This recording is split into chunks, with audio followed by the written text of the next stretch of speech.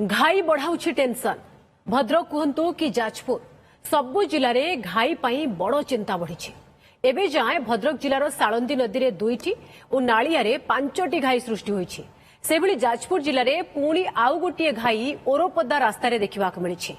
फल जाजपुर में घाई संख्या 8 रे पहुंची। एने ग्राउंड रु आम सीनियर रिपोर्टर जगदीश दास को रिपोर्ट देखंतु।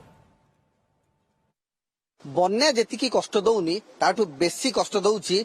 सृष्टि होइतिबा घाई। कारण आपण जानिथिबे बन्या जोगु जो घाई सृष्टि होउची ता द्वारा गाँ गुड़िक संपूर्ण बाह्य जगत विच्छिन्न हो पड़ुची। आमे बर्तमान अच्छु जाजपुर तरपदा गाँव रे एवं ये तरपदा गाँव रे देखि पारुथे संपूर्ण गाँ बुड़ी जाइछि। सबुठ जदि जाजपुर जिल्लार कोनोसी गाँ क्षतिग्रस्त होइताए ताली ये होउछि तरपदा एवं तरपदा आपण देखुचंती ये बर्तमान चाष जमी पोखरी सबु किछि बुड़ी जाइछि। एवं सबुठ बड़ कथा एपण आपण देखुथिबे ये होउछि मुख्य रास्ता एवं ये मुख्य रास्ता बर्तमान देखुचंती पाखापाखि 3 दिन तले जितेबाला बन्या पानी आसीथिला से समय गोटे बड़ घाई सृष्टि होती आप देखिपे। ये मुख्य रास्ता एवं मुख्य रास्ताटी को संपूर्ण भाव भसई नहीं धोई नहीं एवं ता परवर्ती पर्यायर यार बड़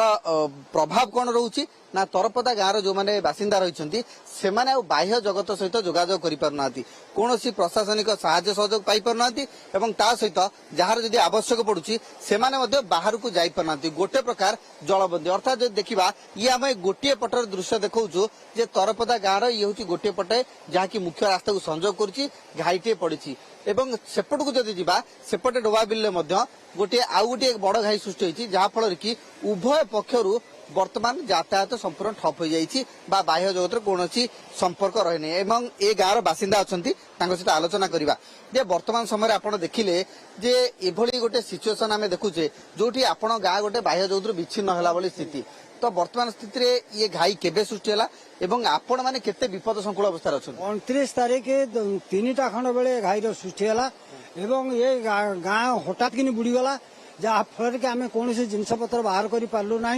एवं बहु हैरान गोरु बाछुरी आमर भासीगले एवं आम बहु हैरान हरकत रोचु एवं प्रशासन एपट को आसला भाई बाट किसी ना तेणु जो जहाँ जापर जाऊँच ये 2टा वार्ड एमती अवस्था अच्छी जो अंचल की हाँ तरपदार जो 1 नंबर 2 नंबर एवं 3 नंबर ये जो 3 नंबर ये जो 3टा वार्ड कौन से प्रशासन ये आसिक पाद दबा भाई सुविधा ना। वर्तमान समय ये चित्रटी केते भयंकर दृश्य वर्तमान देखा मिलूँ गाँव मुख्य रास्ता तरपदार मुख्य रास्ता जहाँ संजोग कर गाँव को एवं से समय जो बन्या आसी संपूर्ण भाव रास्ता को भसई नहीं गोटे बड़ घाई सृष्टि होती एवं यही बाट दे बाध्य हो ग्रामवासी मैंने जीवा आसवा करुँच छोट पिला रही किंतु जेहेतु पेट पाटना कथा तेणुक बाहर को आसवाक पड़ुछि एवं ता सहित बाध्य होई किभली भाव में घरे